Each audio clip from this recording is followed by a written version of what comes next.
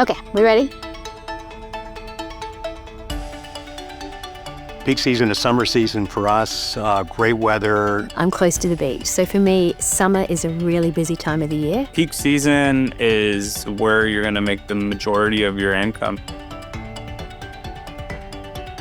Keeping the availability open on my listings is the first step in getting bookings. The more nights that you have open, the more nights you can have booked. When you've got your calendar open for 12 months, it gives you the confidence going forward, knowing that your business has got those forward bookings and that income will be coming through to you. It's very common for me to host someone in March, and during their stay, they'll ask, hey, can I book next March?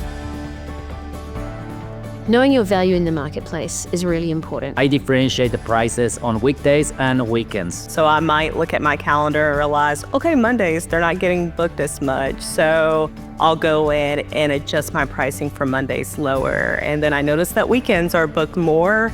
And so for there, I can keep my pricing the same. Rather than say my place is worth $150 a night and I'm not going to change it, look at it and say, my goal is to make $30,000 a year. Sometimes I'm going to charge more and sometimes I'm going to charge less than that. It just makes sense. First, I'll look for other listings that offer similar to what I offer. What is my competition for the same size and offering? I want a booking. So I've gone in there and I've changed my prices to just being a little bit lower. Using lower rates as a strategy to fill in those orphan nights is really helpful. Sometimes just a small reduction in price can make a big difference in the number of views in your bookings.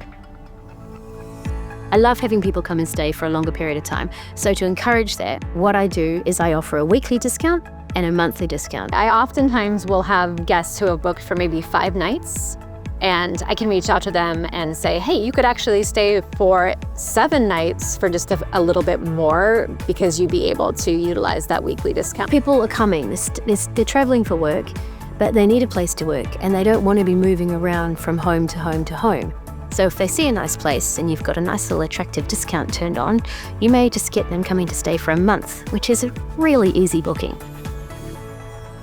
I think having an easy self-check-in method for guests is important. Having clear instructions and how to get in and what that code in is sets the expectation of how they can, just easily get in, even if it's at 8 p.m. Checkout instructions, things that guests have to do are absolutely at a minimum. Okay, what are my checkout instructions? Leave the beds unmade. Leave the key back in the lockbox for us. And just make sure you close the windows and close the door. And that's it. You might earn yourself a 5-star review just because you don't have a long checkout list. Really in the details, paying attention to what can you do in advance of peak season that makes peak season worth it. That was fantastic, and I think we have more than everything we need. We have a dog. And we have a dog.